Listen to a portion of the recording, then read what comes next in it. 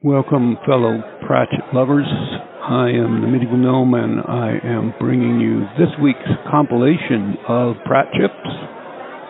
Our book this past week was Men at Arms, so stay tuned for that all the way to the end, because this week our video bonus is Holly and Ivy doing some serious rasslin. You don't want to miss that.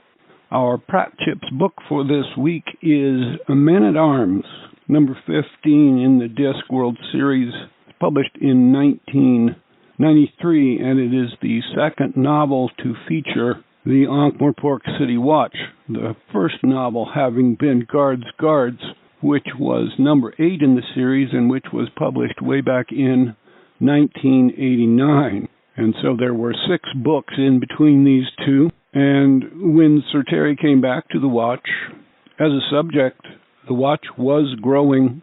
This growth was an outcome of the way that Guards ended up, Lord Vetinari having agreed to expand the Watch, and we first meet Detritus and Angua in Men-at-Arms, both of them having been hired as part of the patricians' policy of better representing the ethnic makeup of the city. So you have a troll and a werewolf, and you also have Cuddy, who is the first dwarf member of the Ankh-Morpork City Watch.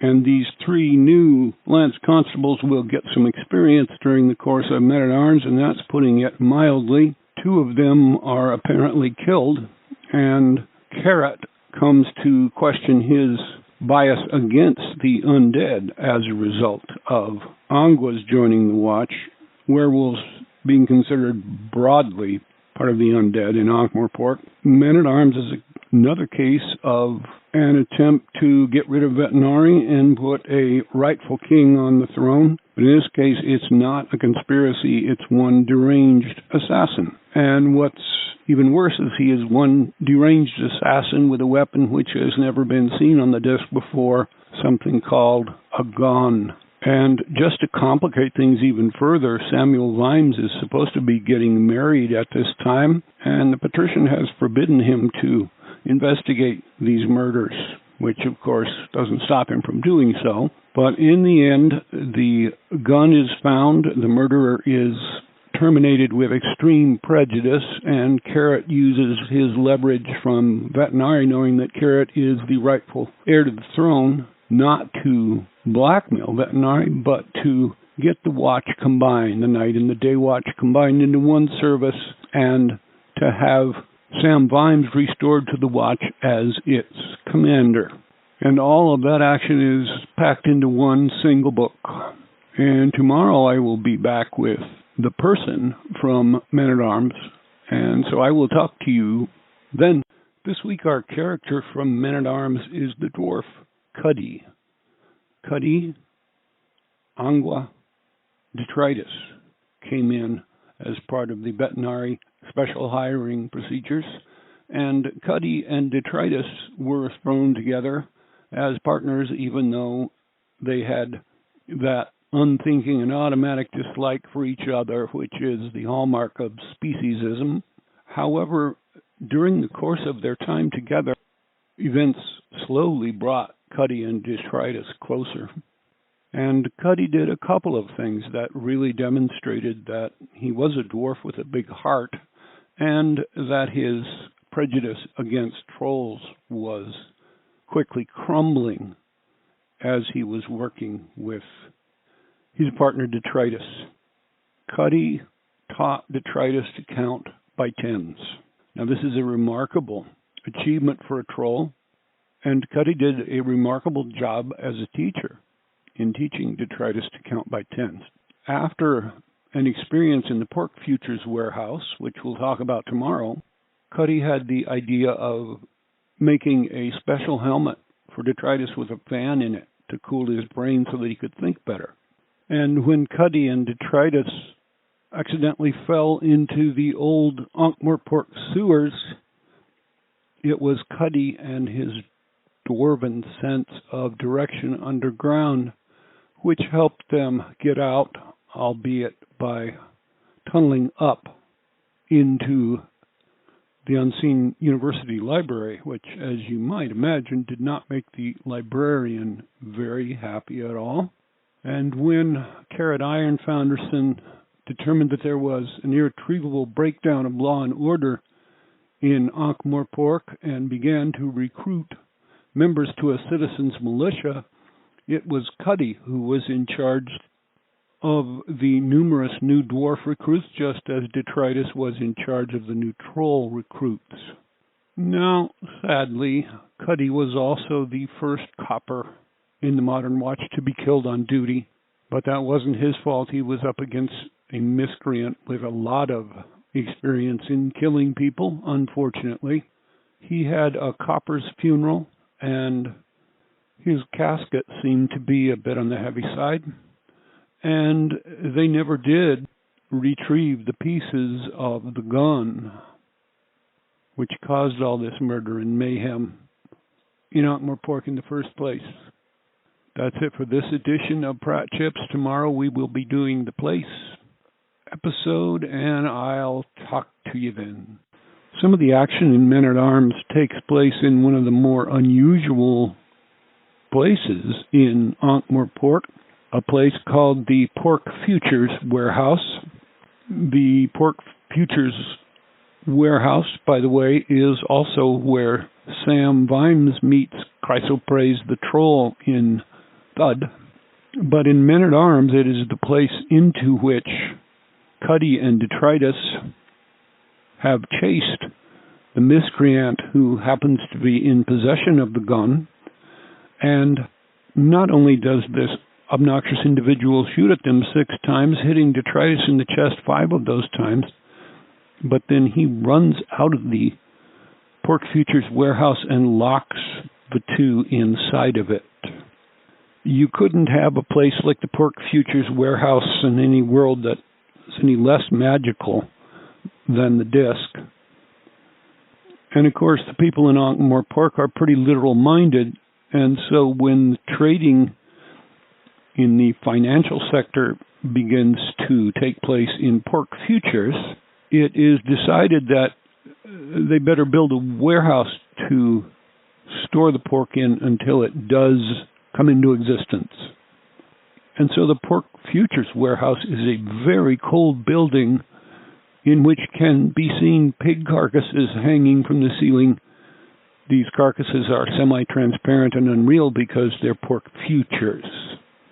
Now, apparently the warehouse is so cold, not because the future pork needs to be stored at such a low temperature, but because of some strangeness due to the tampering in the time flow. But whether or not the Pork Futures Warehouse is a place where a troll can be really smart. When Cuddy and Detritus get trapped in there, Detritus becomes smart enough to figure out a way to get Cuddy out to go get the key to rescue them. But he also becomes smarter and smarter and smarter and develops mathematics to its highest possible pitch, going through algebra, calculus, and far, far beyond until he gets to his final bit of scratching into the frost on the wall, and that is simply the equals sign. Unfortunately, by the time they get him out of there and get him warmed up, he can't remember what that was all about. And so his partner, the dwarf Cuddy, will be left to wonder, equals what? Tomorrow we will have our featured thing from Men-at-Arms, and I will talk to you then. Leonard of Quirm dreamed up the device called the gun, and he did it with the best of intentions, but it turned into something else entirely. The gun was basically a rifle with a 4-foot barrel and a 6-cartridge clip. It was so dangerous that Vetinari gave it to the Assassin's Guild to destroy, but instead they locked it in their museum, from whence it was stolen by a deranged young assassin by the name of Edward de Eth. The gun turns out to be so powerful that it takes over the mind of its user, And this causes a string of murders to take place in Ankh-Morpork, all of which take place during the supposed week or the intended week of Samuel Vimes' marriage to Sybil Ramkin. But the really interesting thing about the gun is that it is such a powerful weapon that it seems to have an existence of its own. It seems to take over and possess any individual who has it and uses it. And in the end, even Sam Vimes is threatened by this supernatural aspect of the weapon.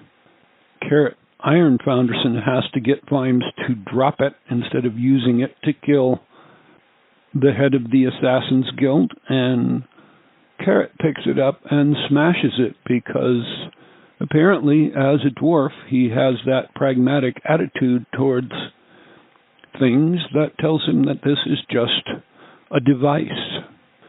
And so the gun is destroyed, but then that brings up the question of what happened to the pieces. And what apparently happened to the pieces was that they were buried with the dwarf Cuddy, who was killed by the gun, because the dwarfs feel like they need to have a weapon to take into the afterlife in case any of the evil spirits that the dwarfs don't believe in happen to believe in them. And it would indeed seem that the gun is buried with Cuddy. In any case, it was never seen in Ankh-Morpork again, which was a very good thing for Ankh-Morpork. And that is going to do it for today. I will see you next week for another edition of Pratchips. And as promised, now we have some serious rasslin.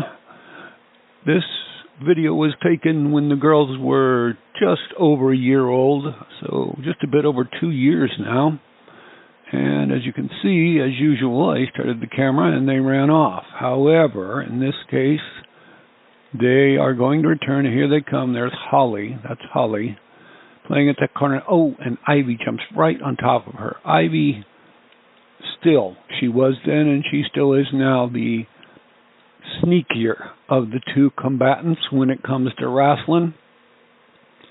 They don't do this as much anymore as they used to, but they still get into a good bout every now and then. Holly is using the on her back defensive pose. That's usually Ivy's trick, but in this case, Holly seems to find it useful. But again, Ivy just jumps right on top of her there. And we have a little posturing and face poking going on here. They kind of have to get their heads in there sometimes, and sometimes they kind of either forget what they're doing. Okay, Ivy's getting that crazy look on her face, and you'd think she could hear me now, but no, she's turning back around and she's saying, okay, I'm going to pretend like I'm not interested in playing anymore, because that way, as soon as Holly gets distracted, I can get her. But that was about the size of that wrestling match.